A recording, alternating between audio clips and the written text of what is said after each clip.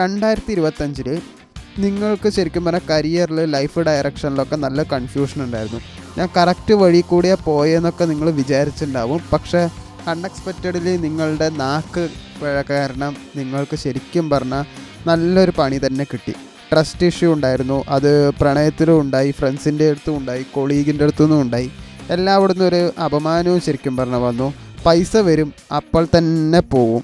എനിക്ക് മാത്രമാണോ ഈ ബർഡൻ എന്നൊരു ഫീലിംഗ് ഒക്കെ നിങ്ങൾക്ക് ഉണ്ടായിട്ടുണ്ടാവും. ഇമോഷണലി നിങ്ങൾക്ക് നല്ലൊരു എക്സോഷൻ എന്തായാലും ഉണ്ടായിരുന്നു.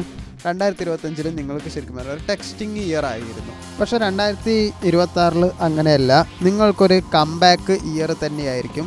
നിങ്ങളുടെ പോയ കോൺഫിഡൻസ് എല്ലാം തിരിച്ച് നല്ല രീതിയിൽ തന്നെ വരും. ആൾറെഡി ഇപ്പം നല്ല കോൺഫിഡൻറ്റ് തന്നെ ആയിരിക്കും 2025 അവസാനത്തോടെ. പക്ഷേ 2026 കൂടുതലാവും. മണി എന്തായാലും നല്ല രീതിയിലും വരും, റെസ്പെക്റ്റും നല്ല രീതിയിൽ വരും.